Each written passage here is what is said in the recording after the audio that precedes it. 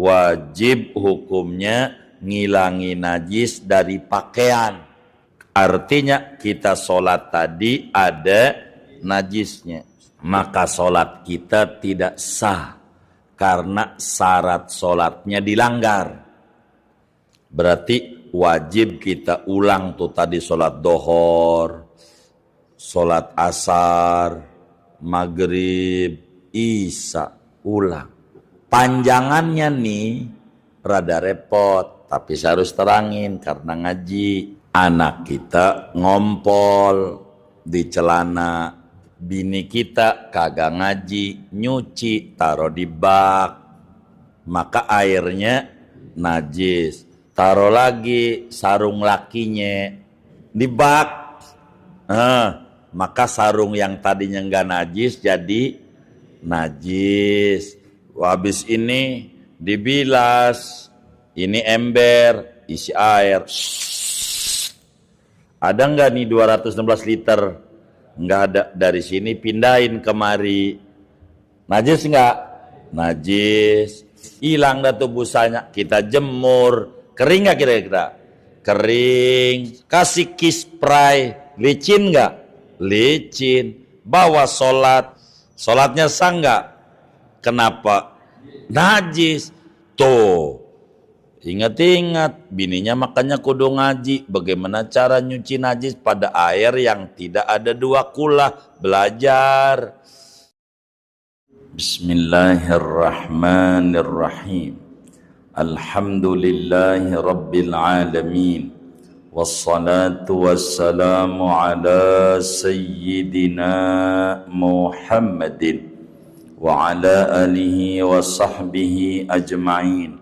Allahumma inna nastahdik li arsyadi amrina wa zidna ilman yanfa'una. Qala al-imamul muallifu rahimahullahu ta'ala wa nafa'ana bihi wa bi barakati ulumih wa ghafara lahu wa li masyayikhihi wa li masyayikhina amin.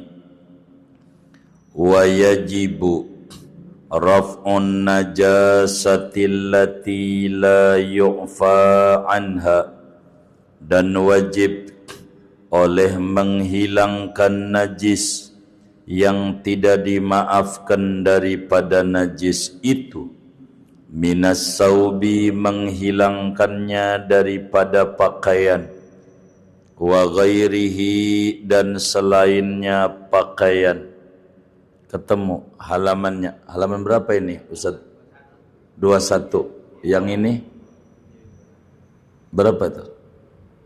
42. Minas saubi, daripada pakaian, wa ghairihi, dan selainnya pakaian. Min kulli mahmulin lahu, dari tiap-tiap yang dibawa, yang ditanggung bagi orang yang sholat. Wa mulaqin, dan yang nempel. Lidzalikal mahmuli, bagi itu yang ditanggung. Wal badani, dan menghilangkan najis dari badan. Wa minhu, dan termasuk dari badan. Dakhilul fami, yaitu bagian dalam mulut. Wal anfi, dan hidung. Wal aini, dan mata. Wal makani, dan menghilangkan najis dari tempat. Alladhi yusalli fihi, yang salat oleh seseorang pada tempat itu. Liqaulihi sallallahu alaihi wasallam, karena ada sabda Nabi sallallahu alaihi wasallam, tanazzahu minal bauli, berbersihlah oleh kalian daripada kencing. Wallahu a'lam. Segini aja dulu. Saudara sekalian, kita maklumi bersama bahwa sholat itu ada banyak aturannya. Ada namanya syarat wajib sholat, udah kelewat. ada namanya syarat sah solat, ada namanya rukun-rukun solat, ada namanya sunnah-sunnah solat, ada sunnah sebelum solat, ada sunnah ketika solat, ada sunnah sesudah solat, ada batal-batal solat, ada makruh-makruh solat. Dan malam hari ini kajian kita masih membahas syarat-syarat sah solat. Ada 5 syarat sah solat. Ini mau menutup. Yang pertama, suci dari hadas dan najis, sudah. Kemudian syarat solat itu menutup aurat, kemudian mengetahui waktu solat, mengetahui waktu solat. Udah juga tuh dibahas.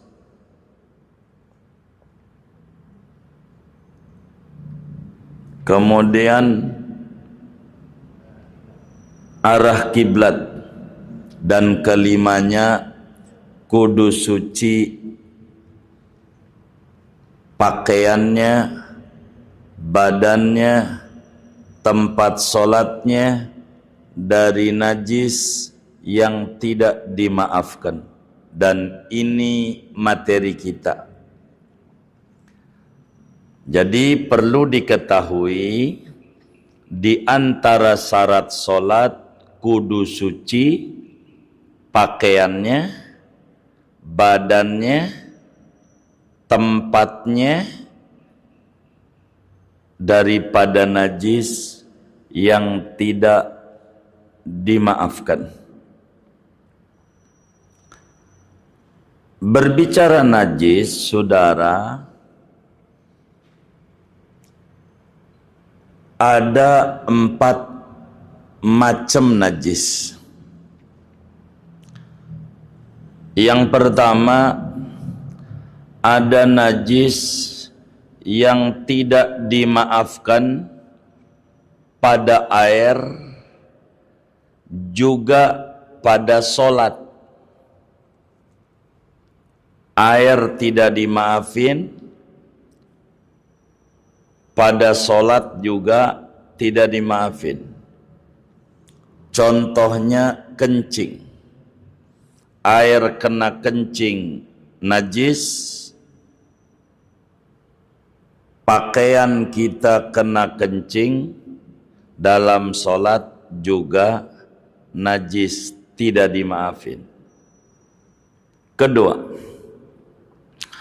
ada najis yang dimaafkan di air juga, di solat juga. Najis tuh. Contohnya najis yang tidak kelihatan oleh mata normal. Contoh, laler abis injek tinja. Abis injek tinja, mencelok di air. Kita tahu laler tuh kakinya karena nginjak tinja ada apanya? Ada apanya? Ada najisnya. Masuk di ember atau di teh manis. Ini dimaafin karena enggak kelihatan oleh mata. Kalau pakai mikroskop ada bakterinya. Begitu. Yang kayak begitu enggak dibikin susah oleh agama. Begitu juga laler kena baju kita, sholat dimencelokin laler. Yang laler tuh habis dari tinja, tentu kakinya ada najisnya, nempel di badan kita. Yang kayak begitu dimaafin. Kenapa? enggak kelihatan mata, itu najis, dimaafin, di air juga, di pakaian juga, di sholat juga, intinya sholat.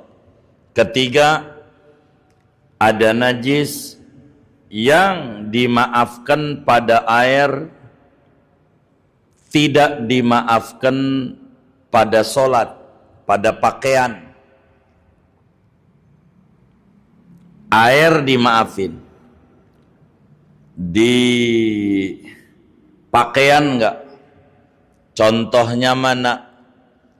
Contohnya bangkai binatang yang darahnya enggak ngalir. Semut, biar gampang aja dah. Ini teh manis. Ada semut masuk kemari, mati. Kalau semut itu mati namanya bangke. Tapi semut tuh kalau dipotek darahnya nggak muncrat. Muncrat nggak ya? Yang benar nih, muncrat nggak? Enggak. Berarti semut tuh bangkai yang darahnya nggak ngalir. Nih di teh manis mati, dimaafin. Dimaafin. Buang aja semutnya, teh manisnya minum, boleh. Tapi di sholat nggak bisa. Baju kita ada semut mati di kantong. Mungkin abis tahlilan ngantongin kelepon. Tahu kelepon nggak? Tahu kelepon ada nggak di Kreo? Oh ada. Jadi ada semutnya mati di bawah sholat tuh pakaian. Tuh namanya kagak dimaafin. Pada pakaian. Keempat, ini materi kita. Najis yang dimaafin pada pakaian, tidak pada air. Begitu. Ini kalimat yang Syekh Nawawi angkat. Wa yajibu raf'un najasatil lati la yu'fa anha. Wajib diilangin najis-najis yang kagak dimaafin pada pakaian, pada sholat. Bukan pada air, bukan. Ini mau dimaafinnya tidak dimaafin. Kalau yang najis dimaafin pada pakaian, tidak pada air. Contohnya apa? Darah sedikit. Ada darah sedikit kena air di ember, najis. Darah. Tapi kalau di sholat boleh. Ada orang bisulan. Bisulan. Tahu bisul nggak? Iya. Kata orang-orang tua kita dulu di Betawi, kalau orang bisulan jangan nangis. Walaupun merempeng, ngebet. Sebab orang bisulan itu tandanya mau kaya. Kalau ente nangis nanti kagak jadi kaya. Makanya jangan nangis. Orang bisulan tuh tandanya mau kaya. Kaya apa? Kaya bisul, bukan kaya duit. Begitu. Kaya apa? Kaya bisul. Karena bisul tuh kalau matanya belum hilang, kalau matanya belum hilang, numbuh lagi.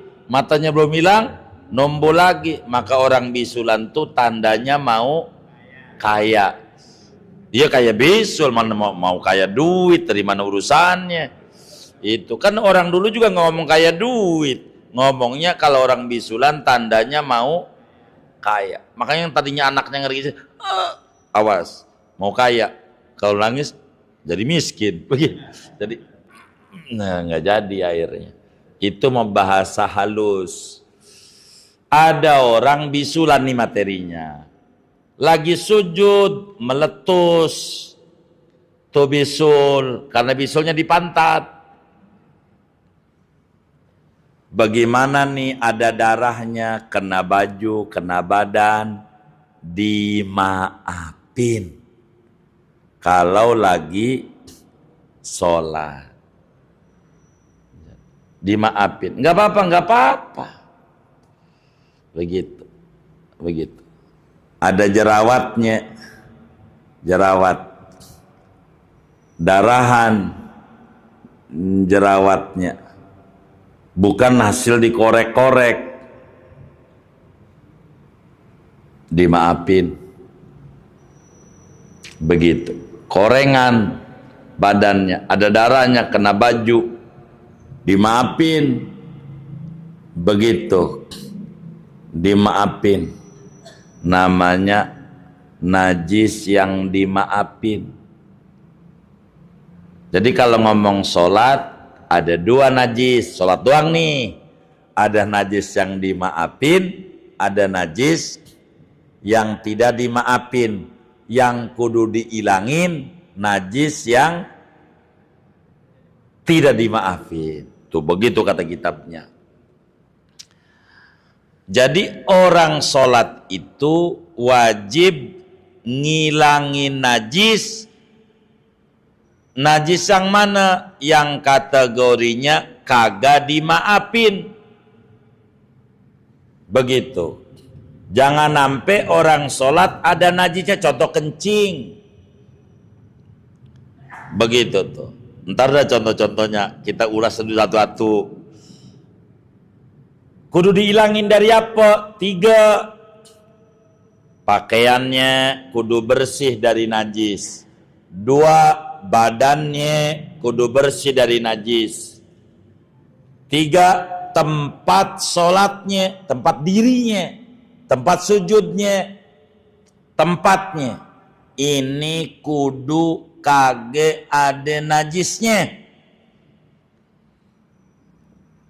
Yang pertama, wajib diilangin najis. Ingat kalau udah ngomong najis, najis yang kagak dimaafin.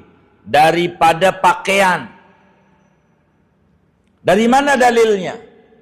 Orang sholat pakaiannya kudu bersih dari najis.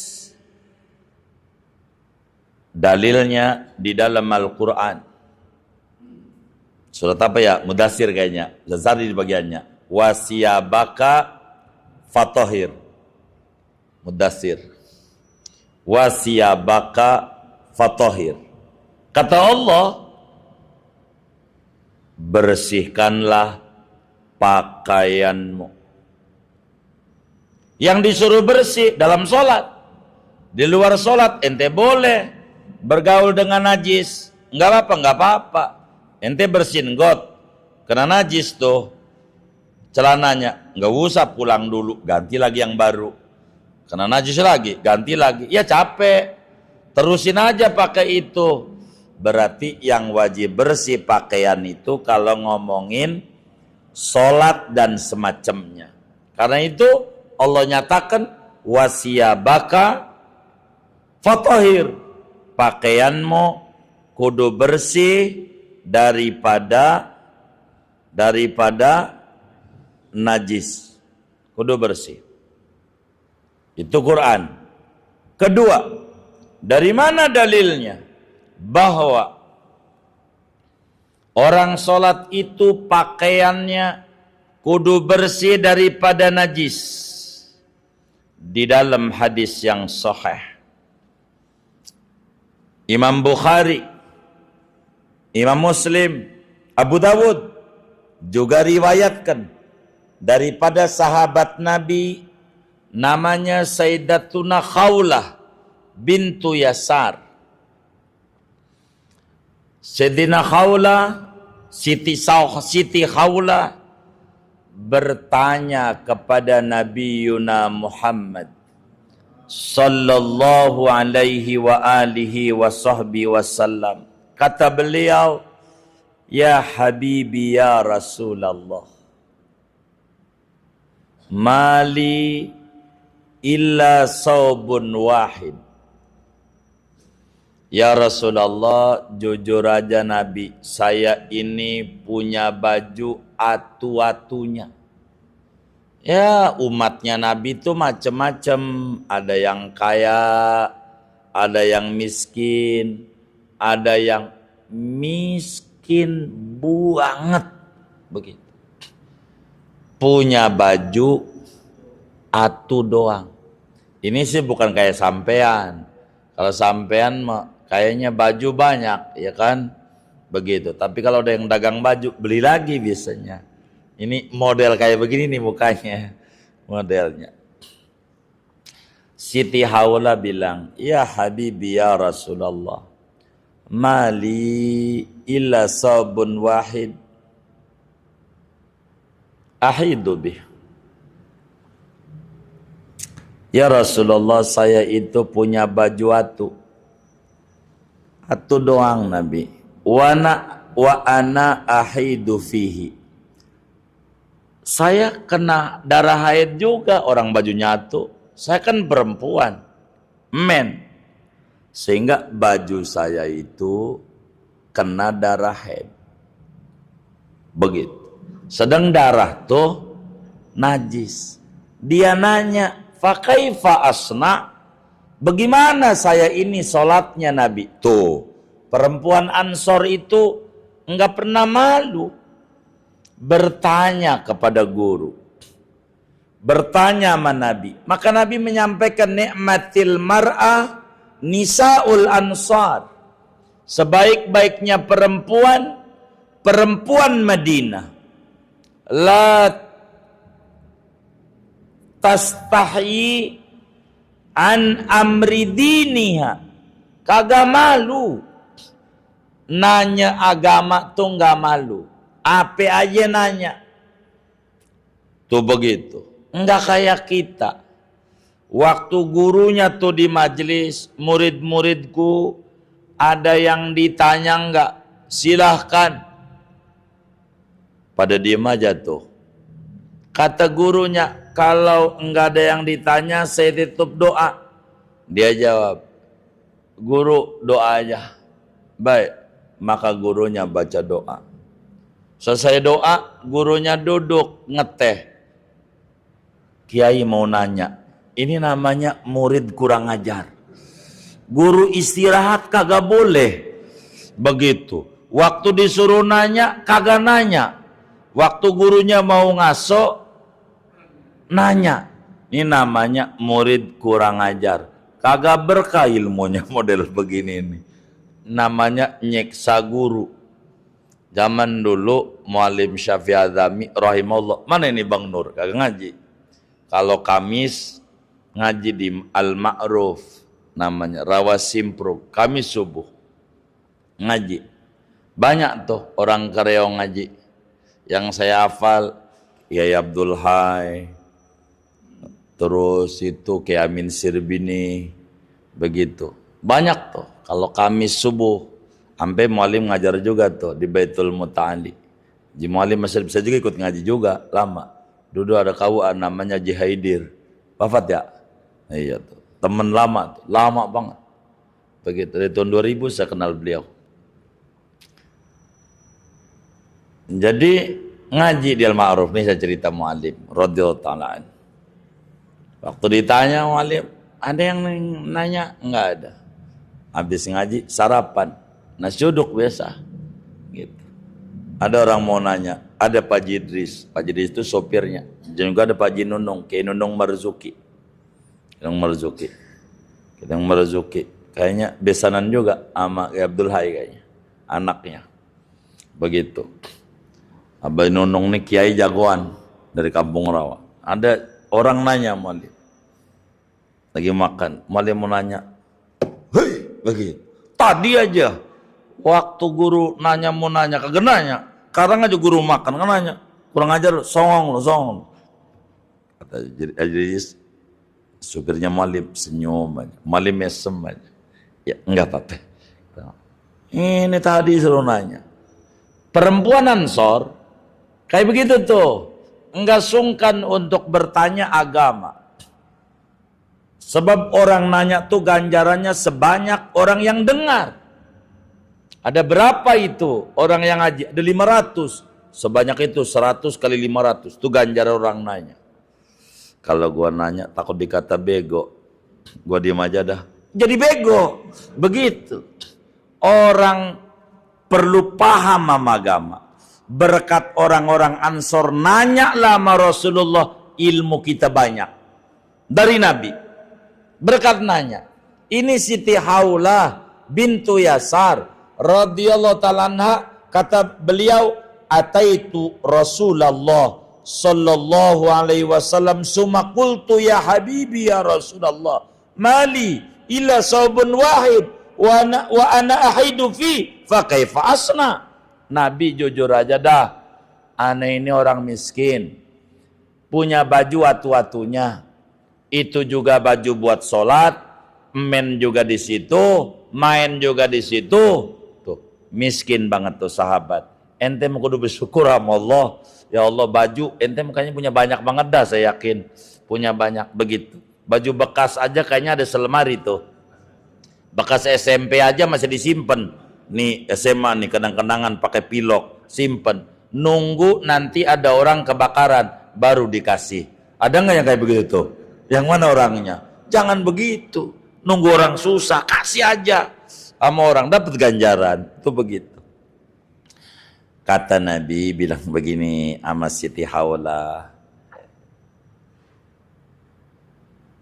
Haulah, bila mana kamu punya baju kena darah men, nanti kalau kamu udah bersih mennya, idza tahurti fagsili, bila kamu udah mennya bersih ya cuci. Kalau udah suci, summa sholli fi, kemudian ente sholat dah. Basah nggak apa-apa Nabi, nggak apa-apa. Yang penting bersih. Adapun kering basah teknis. Petani nggak apa-apa, habis dari nyangkul bersihin, begitu. Sholat pakai baju itu nggak apa-apa. Yang penting kagak ada najisnya. Maka kata Nabi, idza tahurti fagsili, bila ente udah beres mennya, Haulah ente cuci ya. Kalau udah dicuci bersih, wasolli fihi, ente pakai dah tuh baju tuh sholat. Maknanya darah men tuh najis. Kalau sholat pakai baju kena darah men enggak boleh. Kata kitab yang kita bedah, wajib ngilangin najis pada pakaian. Bila kita sholat pakaiannya ada najisnya yang tidak dimaafin, sholatnya kagak sah. Contoh, biar gampang, satu-satu. Kita punya sarung, kena kencing anak kita, ngompol, kencing di sarung, pagi jam 7, kita nggak salin lah, ntar juga kencing lagi, kata kita, bocah. Lalu lupa, kita sholat dohor pakai ini, asar tadi pakai ini, maghrib pakai ini, isya tadi pakai ini, baru inget nih sekarang, waduh, sarung ini kan kena kencing bocah. Berarti kita sholatnya memakai pakaian yang ada najisnya. Sedangkan kata kitab kita wajib hukumnya ngilangi najis dari pakaian. Begitu. Artinya kita sholat tadi ada apanya? Najisnya. Maka sholat kita tidak sah karena syarat sholatnya dilanggar.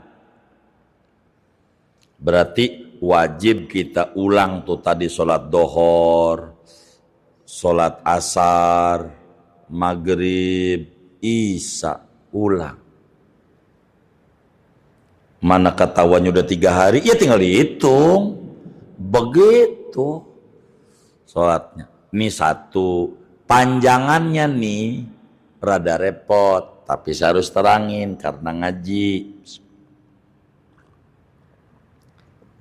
Anak kita ngompol di celana, artinya celananya dia kena najis. Bini kita kagak ngaji, nyuci, taruh di bak. Ini celana anak kita, ada apanya nih?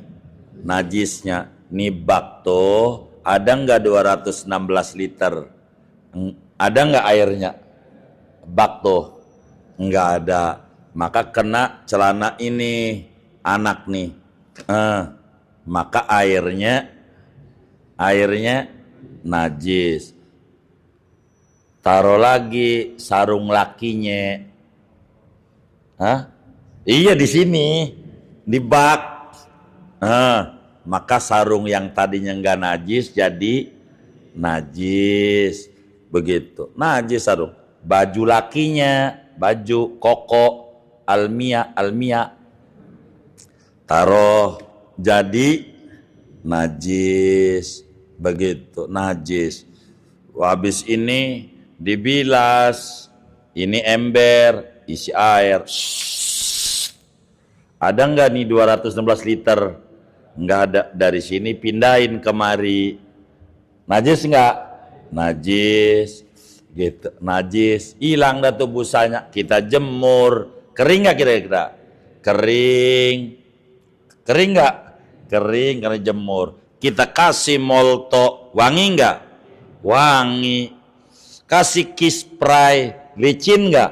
Licin. Bawa sholat, rakaat 1 baca yasin sampai kelar, rakaat 2 tabarok sampai kelar. Sholatnya sah nggak? Kenapa? Najis. Tuh, ingat-ingat, bininya makanya kudu ngaji. Bagaimana cara nyuci najis pada air yang tidak ada 2 kula? Belajar. Waduh, baju gua ini bagaimana ya? Dia dipikir-pikir dah. Itulah kudu diajarin cara nyuci-nyuci najis. Kalau airnya dikit, kenapa orang dulu barokah nyucinya di kali? Kan banyak sawah tuh, banyak kali. Dulu gede banget tuh kali sebelah sonono. Sekarang aja tinggal sejengkal. Tanya aja sama orang tua-tua di Kreo, bener nggak? Gede banget kalinya, apalagi dekat sono tuh di luar kan rawa itu. Gitu. Ingat nggak? Nah yang ingat udah tua tuh. Ini nggak tahu nih, orang Celodong nih. Nah saya tahu tuh, coba aja tanya sama yang tua-tua. Kali mulu, nyucinya di kali. Airnya ada nggak 200 liter? Iya lebih, maka nggak ngaruh. Maka orang tua dulu SD kagak lulus, begitu. Sekolah nggak tinggi, ya kerjaan kayak begitu doang. Anak banyak kayak biji tasbih 33, bisa ninggalin warisan. Tuh banyak teman-teman kita yang tinggal nih di Kreo nih, rumah yang ditempatin emang tanahnya dapat beli dia? Kagak. Warisan dari orang tuanya. Kadang kontrakan 8 bulan diambilin, bukan dia juga yang bangun. Orang tuanya, mau haul, rumah lu aja po, rumah lu aja bang. Sampai kata bininya, emang anak baba lu doang bang? Di rumah kita mulu nih, begitu. Ada nggak yang kayak begitu tuh? Ada nggak? Banyak nggak? Yang mana orangnya nih? Tuh, ini kan ribet kayak begini. Jadi kita itu sholat ini, kenapa ya nggak ada kenikmatan? Cek, ini urusan najis nih. Begitu. Kita kudu paham urusan nyuci nih. Kita kudu ngerti ini sholat. Sebab ala bidzikrillah tatmainnul qulub. Ketahuilah dengan sholat hati jadi tenang, hidup enggak pernah puyeng, enggak mumet. Coba cek, masih suka puyeng enggak? Suka apa sering? Oh sering. Waduh, ini bagaimana nih pakaian kita? Ini urusan najis. Kita harus pahami. Repot. Sebab pakaian kita kudu suci dari najis. Bukan pakaian kita, segalanya yang kita bawa, sorbannya kudu nggak ada najis. anaknya gendong, boleh. Kalau gendong kita, yang penting nggak ada najisnya. Sebab Nabi pernah ngegendong cucunya.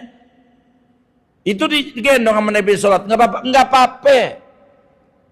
Asal nggak ada najisnya. Kalau najis di dalam perutnya nggak apa-apa. Kan orang ada tainya, digendong. Kita juga di dalam perut ada tainya. Itu mau nggak dipikirin. Ini kudu nggak ada najisnya.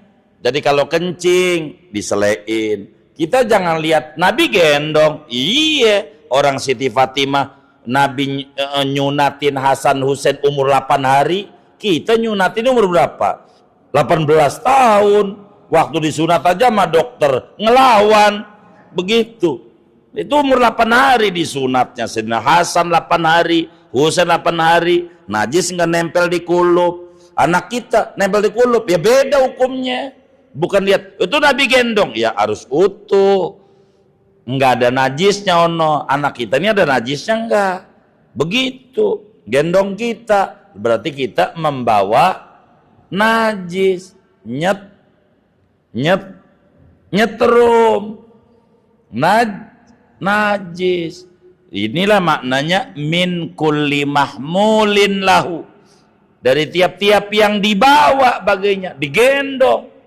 Anak kita mau gendong kita, enggak apa-apa. Asal kagak ada najisnya. Jadi anak kita tuh kalau kencing diselein, bersihin, celananya dicopot, baru gendong kita, enggak apa-apa. Emang ada anak begitu? Ada. Zaman sekarang banyak. Pondokin anaknya di Kerawang, namanya Tarbiyatul Wildan, punya Yai Mamduh Mastari, Kiai Kerawang, aslinya dari Keronjo, mondok Kerawang, punya bini orang Kerawang. Anak-anak umur 3 tahun, 4 tahun dari Jakarta aja hampir 2000. Jabotabek, umur 3 tahun. Itu kalau kencing, pasti dicopot celananya. Orang diajarin begitu, kencing. Baru mondok 3 bulan udah bisa ngimamin, bisa doa kamilin, doa habis sholat, emang juga begitu. Kata kita, ya Robbana, anak 3 tahun, 4 tahun pondokin, orang tua gak bener. Ini kita ini orang tua gak bener. Anak kita ditaruh di ketek kita, diajarin kagak. Begitu. Anak tuh kudu diajarin agama, pondokin. Kalau nggak mau di sini di Jawa dah. Ya di semacam di mana tuh? Di Yai Arwani, apa tuh? Yanbul Quran. Itu baru dididik. Begitu. Anak kita kencingnya, ya Allah baru anaknya. Maksudnya babanya juga habis kencing agak cebok lagi. Ini kan jadi masalah. Begitu. Ini kan kita harus paham agama. Paham. Begitu. Pondokin on di Kerawang kalau punya anak. Pondokin dah. Pondokin. Biar rapi, kecil-kecil. Pondokin. Ntar juga lulus SD. Udah hafal Quran aja 5 juz. Begitu SD. Sholat udah bener. Takbir bener, kencing, nggak mau, kudu dicopot dulu bajunya. Kenapa nak bajunya dicopot? Takut najis, sholatnya nggak sah. Ya Allah, umur segitu udah tahu. Kita baru ngaji kitabnya ya kan? Tuh begitu. Karena dididik. Inilah yang kita kudu didik. Dia banyak lah mungkin di Jakarta juga pondok-pondok yang masih kecil SD lah kelasnya. Begitu SD. Begitu. Maka kita bilang tuh Yai sabar banget. Begitu. Anak kan ribuan kan puyeng juga ya. Kita aja anak 2 berisik begitu. Itu kan berarti sabarnya luar biasa. Kalau sampai anak masih begitu tuh, itu luar biasa. Begitu.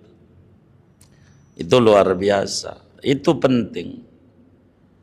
Wa mulakin lidzalikal mahmul. Yang nempel apa aja? Sendal. Kita mau sholat jenazah. Kemarin udah saya ambil pernah contoh itu. Kalau sholat jenazah, sendalnya nih jangan dijepit, pakai diinjek jepitannya tuh, biar kita enggak bawa. Sebab itu sholatnya enggak sah. Sepatunya tuh copot muanya, paham kan? Copot muanya, injek dari atas, biar di bawahnya ada najisnya, di bawah enggak apa-apa karena kita enggak bawa. Begitu. Atau 2 wal badan, enggak boleh juga ada najis pada badannya. Enggak sah sholatnya. Orang sholat yang badannya ada najis, enggak sah. Apa tuh badan? hidung, mimisan lagi sholat, keluar mimis, ini nggak dimaafin. Kagak sah sholatnya. Kalau kita gesot mimisan, keluar, tutup hidungnya. Tuh badan. Begitu tuh. Mana lagi? Mata, umpamanya. Keluar darah, umpamanya. Itu termasuk juga badan tuh. Begitu. Ada najisnya, nggak jadi. Begitu. Kalau sampai ada najisnya badannya. Dari mana nih? Bahwa orang sholat itu kudu suci dari najis badannya. Dalilnya di Al-Quran. Allah subhanahu wa ta'ala berfirman, warrujza fahjur. Najis buangin dari badan. Begitu. Tinggalin tuh najis dari badan. Warrujza fahjur. Begitu. Kedua, di dalam hadis riwayat Imam Bukhari, di dalam Sahih Bukhari, Imam Muslim, di dalam Sahih Muslim, daripada Sayyidatuna Aisyah, Ummul Mukminin radhiyallahu taala anha, kata beliau, Nabi pernah nasihati beliau kepada Siti Aisyah radhiyallahu taala anha. Kata Nabi, ya Aisyah, idza aqbalatil haidatu fada'is sholata. Bila menmu datang, jangan sholat, sebab badanmu ada najisnya. Begitu. Jangan sholat. Begitu. Badannya, bila ada najis jangan sholat. Wa idza adbarat, bila udah bersih, mennya mampet, fagsili, mandi kamu, bersihin darah, wasolli, baru sholat. Itu menunjukkan badan yang ada najisnya, sholatnya tidak sah. Bersih dari najis merupakan syarat sah sholat pada bersih badan dari najis merupakan syarat sah sholat. Kata kitab kita, wayajibu raf'un najasatil lati la yu'fanha minal badan. Badannya kudu bersih daripada najis. Badannya kudu bersih daripada najis. Mana lagi dalilnya badan? Di dalam hadis yang sahih, Imam Daraqutni riwayatkan di dalam Sunan Daraqutni dari Sayyidina Anas bin Malik radhiyallahu taala an, kata Nabi, tanazzahu minal bauli fa inna ammata adzabil qabri min.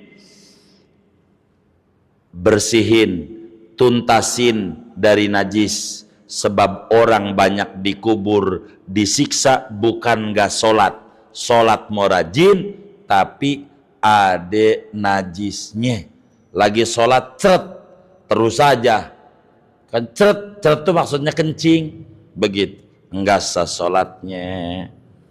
Kalau ada najisnya, enggak sah sholatnya, maka sholatnya enggak sah. Kalau badannya ada najisnya. Ketiga, wal makani.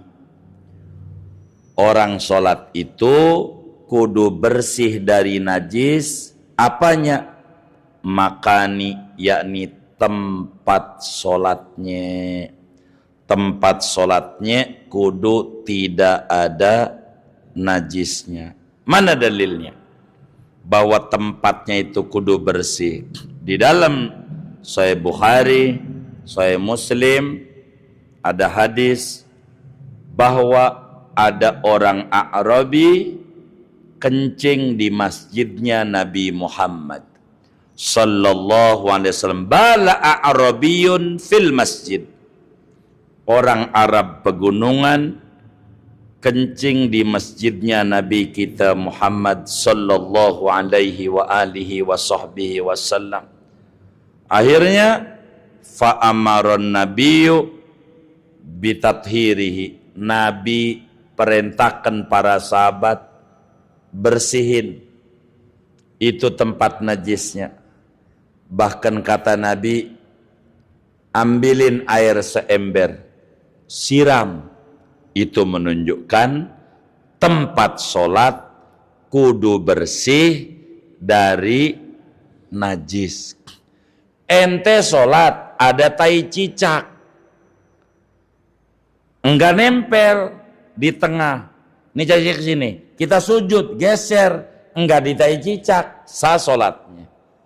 Karena yang penting tempat sholatnya, tempat tuh yang diinjek, begitu, yang ditempelin jidat. Kalau timbang bawa kasur, mik kancing tuh tadi, mik kancing ya kan, pakai mik, mana panjang lagi miknya di dalam, kabelnya nih kena tai tikus, sholatnya nggak sah. Siapa ini yang tanggung jawab? Pengurus masjid. Kan pengurus masjid bukan duitnya doang nih ngatur-ngatur begini nih, repot. Termasuk tempat khutbah, mimbarnya nggak dibersih-bersihin, ada tikus di situ, didudukin sama khotib, maka khutbahnya ada najisnya, bahaya. Begitu, bahaya, ada najisnya. Kalau ininya ada najisnya, mekancing, begitu. Kalau enggak najisnya, yang enggak, begitu, begitu. Kalau enggak, ini namanya yang tadi tuh, wa mulakin lidalikal mahmul, yang di atas tuh, yang pada pakaian tuh, yang nempel bagi yang dibawa, nempel ininya, ada tikus, najis, tai, begitu. Iya. Kalau tai lalat, enggak. Kalau tai lalat, kan orang usah tadi tai lalat. Apa namanya? Apa namanya? Oh, tai lalat juga. Iya. Nama doang itu, nama doang. Hitam-hitam tuh, gitu. Nama doang, bukan tai yang dimaksud itu, bukan. Itu enggak apa-apa itu mah tuh, yang kayak begitu. Singkatnya, orang sholat nih harus benar-benar jangan sampai ada najis badannya. Kalau bajunya ada najis nggak sah, pakaiannya begitu, tempat sholatnya, ini semuanya kudu bersih daripada najis yang tidak dimaafin. Kalau badannya ada bisul, kita sholat meletus, terusin aja, dimaafin. Kalau dikit, kalau mimisan enggak dimaafin, begitu.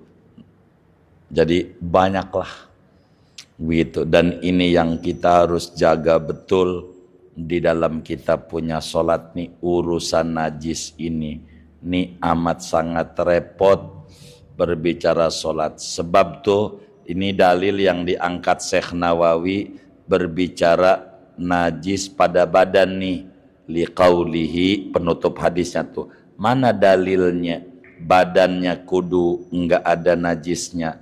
Karena ada sabda Nabi sallallahu alaihi wasallam, ini hadisnya riwayat Imam Daraqutni di dalam sunannya, hadisnya sahih dari Sayyidina Anas bin Malik, kata Nabi, tanazzahu minal bauli, ada lanjutannya, fa inna amata adzabil qabri min, bersihkan olehmu dari kencing, badanmu jangan sampai ada kencingnya, begitu.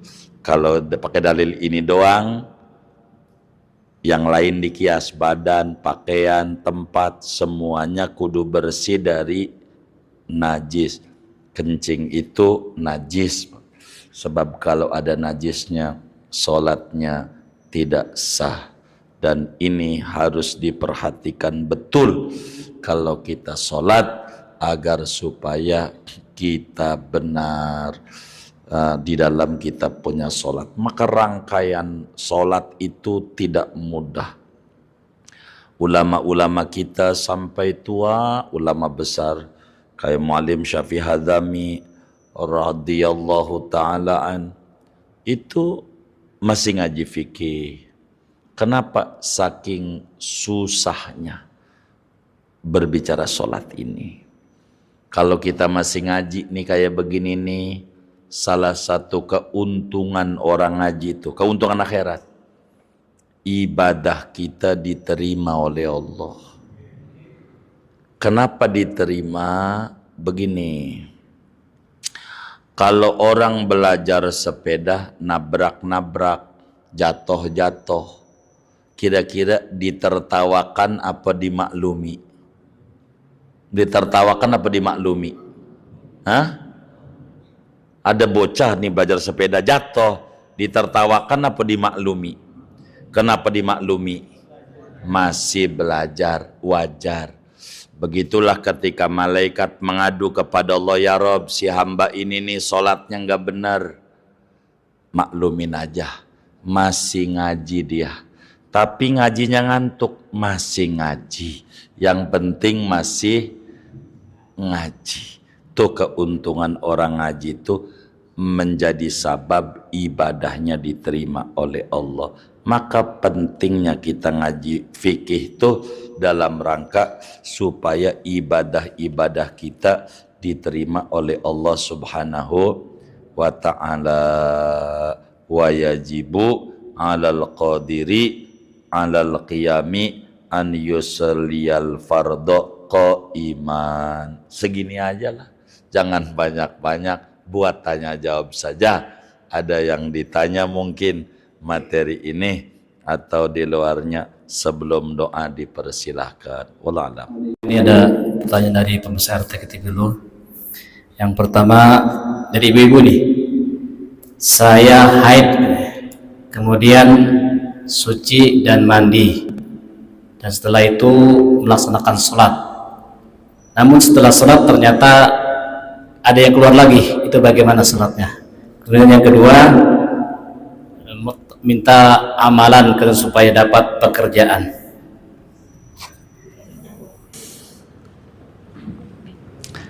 Jadi bagaimana kita anggap udah suci, lalu kita mandi, sholat, setelah sholat ada keluar lagi. Ini bagaimana? Ya tentu sholat tadi kalau memang masih karena itu minimal sehari semalam, umumnya 6 atau 7 hari, maksimalnya 15 hari. Bila dalam posisi ini saya kurang paham, ibu kita ini berapa hari biasanya, anggap dia seminggu. Sekarang ini berasa bersih, jadi kita mandi, sholat, lalu kemudian keluar lagi. Ini bagaimana? Ya kalau masih di hari-hari ini berarti darah maka otomatis sholat kita enggak sah. Hanya dapat ganjaran enggak?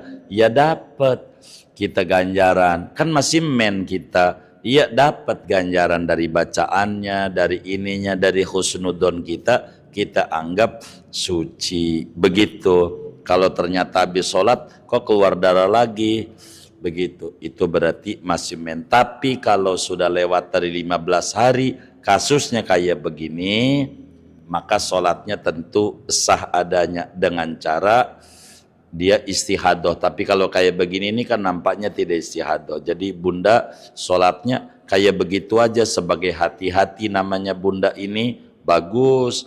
Karena anggapnya udah bersih, berasa mandi sholat, ternyata masih lagi, ya udah. Kalau udah lagi, ya udah nggak usah sholat. Yang tadi bagaimana? Dapat ganjaran.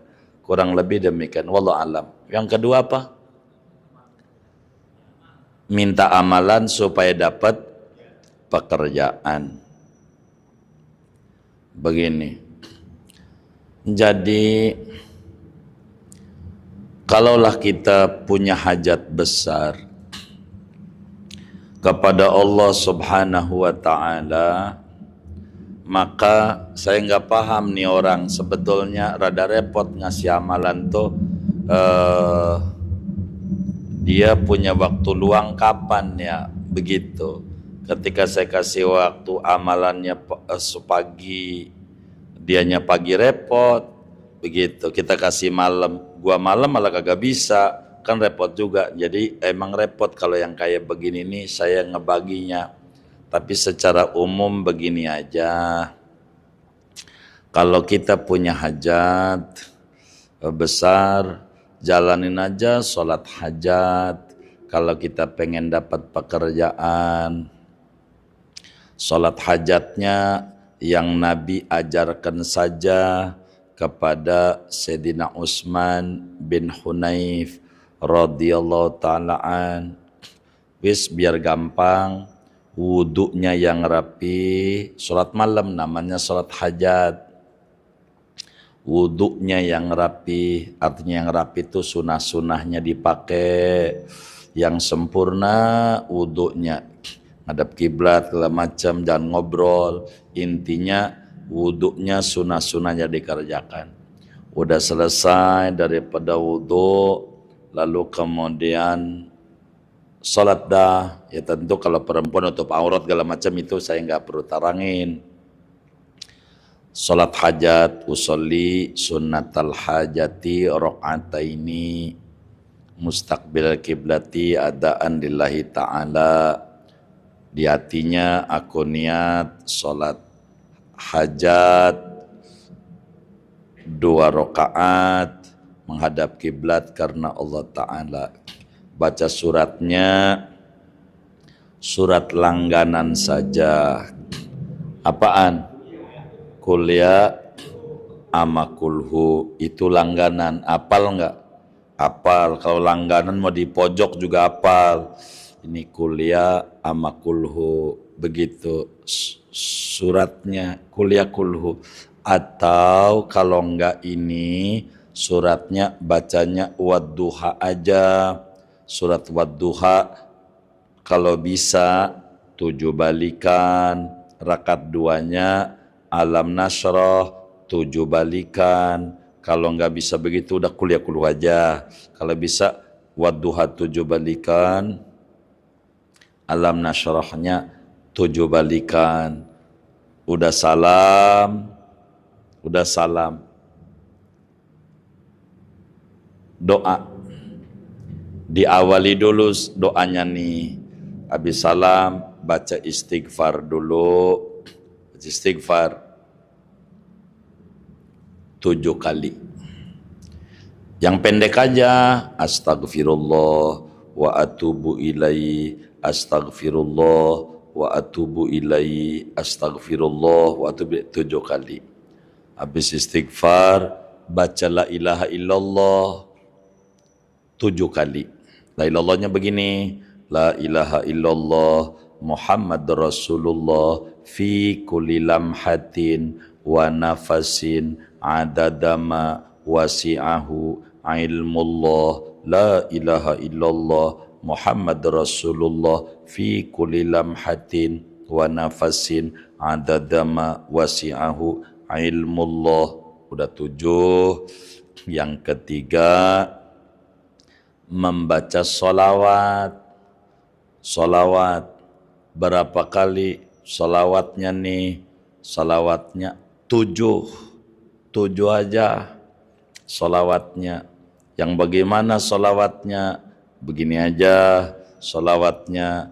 Yang biasa tuh saya kasih, Allahumma sholli ala Sayyidina Muhammad wa alihi wa ahlil khandaq waftah lana walil muslimin minal khairi kulla mughlaq. Allahumma sholli ala Sayyidina Muhammad wa alihi wa ahlil khandaq waftah lana minal khairi kulla mughlaq. 7. Habis ini kemudian baca tasbih 7. Subhanallah wa bihamdihi subhanallahil azim. Subhanallah wa bihamdihi subhanallahil azim. 7. Habis 7 doanya begini, Allahumma inni as'aluka wa atawassalu ilaika bihaqqi nabiyyika Muhammad sallallahu alaihi wasallam nabiyyir rahmah ya sayyidi ya Rasulullah, inni atawajjahu bika ilallahi ta'ala fi hajati hadhihi, habis hadhihi sebut titik, minta kerjaan segala macam tuh yang tadi. Fi hajati hadhihi udah selesai, lituqdali Allahumma fasyafi'hu fiyya. Begitu doanya. Ini kalau ini dikerjakan saban malam, tidak lama saudara yang minta ini Allah kasih pekerjaan. Begitu, yakin, hakul yakin. Sesulit apapun, bila kita berdoa, bertawassul kepada Rasulullah, yakin, hakul yakin, Allah penuhi keinginannya. Ini saja yang saya bisa berikan, husnudzon saya. Saudara yang minta ini malam mau bisa, terserah. Enggak mesti harus jam 12 ke atas, takut enggak bisa bangun malam. Sebelum tidur aja, jam 10 kayak, saya tidurnya jam 9, ya udah berarti jam 8. Begitu. Tapi saya bisa bangun malam, kalau begitu bangun malam aja, lebih asik. Kayak begitu, lebih asik. Begitu, jalanin kayak begitu, insya Allah Allah subhanahu wa ta'ala berikan pekerjaan, insya Allah. Bilalah saudara kuat karena pekerjaan yang diimpikan itu besar gajinya, maka solawatnya jangan 7, kalau bisa 1024. Kalau bisa 1024. Allahumma salli ala Muhammad wa ali walil khandaq waftah lana walil muslim nakhri kullu mughlaq. Allahumma. Kalau kayaknya kerjaan tuh menjanjikan gajinya besar semacam di privat gitu. Kan gajinya gede dia begitu, gajinya gede begitu. Tapi kalau yang biasa-biasa aja kayak tadi juga nggak apa-apa. Begitu, amalin insya Allah apa yang antum hajati, pengen dapat pekerjaan, yakin, hakul yakin Allah berikan pekerjaan. Kemudian bila sudah amalin ini, bila sudah nih pesan saya, lalu kemudian udah dijalanin, tapi mohon maaf nih, jangan sholat doang sambil nyebar lamaran, sebab kalau enggak repot. Ada orang bujangan minta keturunan, tapi enggak nikah-nikah, ya enggak ketemu. Nyebar juga, artinya sambil ikhtiar. Bila udah dapat, pesan saya, bila dapat nih kerjaan, maka gaji pertama tuh kalau seluruhnya mau takut enggak kuat, paling tidak seperberapanya saudara sedekahin sebagai syukur sama Allah. Begitu. Kalau bisa seluruhnya gaji pertama, selain sama yatim ke, sama siapa ke, sebagai terima kasih, itu bakal berkah kerjaannya kayak begitu tuh. Begitu. Gaji pertama aja, kalau nanti dapat begitu, nanti tambah berkah dengan jalanin seperti ini. Kurang lebih demikian. Wallahu a'lam. Khususnya kalau untuk kita kan sekarang banyak yang pakai laundry nih Tuan Guru. Itu kan kadang baju, termasuk saya Pak, baju koko, kemudian ini kita laundry. Nah itu kan kita nggak tahu sistem laundry seperti apa.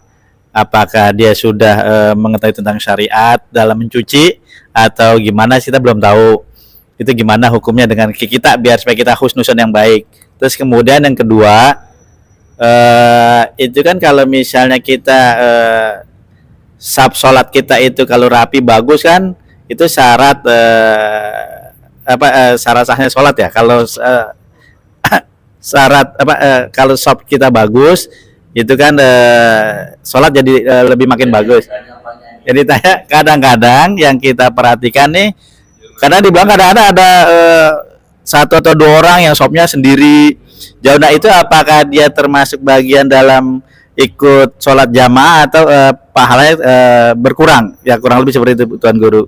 Di tugas pengurus masjid tuh bantuin ngatur sop sholat, rapi begitu. Lihat di Masjidil Haram tuh dirapihin kayak begitu. Maka repotnya jadi pengurus begitu. Orang kan banyak rebutan jadi pengurus masjid, nggak tahu tuh resikonya beratnya kayak apa itu. Begitu banyak tuh orang pengen jadi pengurus tanpa bagaimana aturan-aturannya. Jadi ngerapihin termasuk imam. Jadi yang namanya sholat itu pertama rapihin dulu sop awal. Kalau udah penuh baru boleh bikin sop 2. Kalau belum penuh masih kosong sop 2, ini nggak dapat 27, nggak dapat ganjarannya tuh gitu, karena depannya belum penuh. Sampai penuh, udah penuh sop 2 baru bikin 3. Begitu cara kita sebut itu. Nih udah baris nih, pojokan masih kosong atuh, tolongin biar dapat 27, kasihan dia. Kita isi pojokan walaupun kita telat, kasihan biar dia dapat 27. Ini aturan-aturan daripada sholat yang diatur oleh agama. Supaya kita rapi di dalam barisan sholat. Begitu, rapi. Ini yang harus diatur, cara baris daripada sholat. Kayak ngaji aja kan saya atur tuh, kalau saudara sadar mah. Ini jangan sampai depannya masih kosong, belakang nggak bagus, ganjarannya dikit yang belakang, penuhin dulu satu biar kursi juga dapat ganjaran yang naro-naro tuh. Begitu maksud kami. Jangan takut tuh di depan juga nggak diomelin, nggak gitu. Jadi jangan takut, justru makin di depan duduknya makin gede ganjarannya. Orang ngaji tuh begitu, sama aja. Lalu bagaimana dengan laundry? Ya husnudon aja kita. Mereka ini dengan usaha laundry berarti mereka sudah belajar cara-cara mencuci yang najis bagaimana, yang enggak najis bagaimana. Begitu. Kalau kata kita, gua kayaknya kurang yakin dia. Ya nyuci sendiri aja apa susahnya. Begitu, jangan nyalain orang, nyuci aja sendiri. Kalau memang kalau kita gua sih yakin, ya udah kalau udah yakin. Jadi jangan sampai dalam-dalam jadi puyeng, ntar beli baju. Ini orang Tanah Abangnya dapat nyolong, puyeng tuh kalau kayak begitu-begitu tuh. Jadi jangan dalam-dalam. Makin dalam makin mumet di kita. Jadi kita husnudon aja kalau orang usaha laundry. Kesimpulannya kalau kita usaha laundry, kita ajarin sama dia laundry syariah. Begitu. Gitu. Kita bilang yang najis Bapak harus bilangin. Sebab kalau keringat doang, cara nyucinya gampang banget. Karena nggak banyak syarat. Kalau kotor doang. Kalau najis, kita harus tahu supaya kita benar adanya cara nyucinya. Kurang lebih demikian. Begitu. Jadi kalau kita ada jamaah yang berangkat atau kita kencing angkatan itu, gimana sholatnya untuk menghilangkan najis? Yang gimana? Kalau misalnya kita kencing dengan kateter, kita mau sholat tuh kateter. Oh, ini namanya disebut daimul hadas. Udah kelewat tuh pada bab wudu. Pada catatannya, kalau kita orang tuh daimul hadas, ini namanya diajarin tersendiri dari mulai wudunya. Pertama, dia wudunya harus masuk waktu sholat. Kalau belum dohor, enggak boleh dia wudu. Udah dohor, masuk kamar mandi, bersihin najisnya, udah bersih, baru kemudian dia pakai pempes semacamnya, lalu langsung wudu, lalu langsung sholat.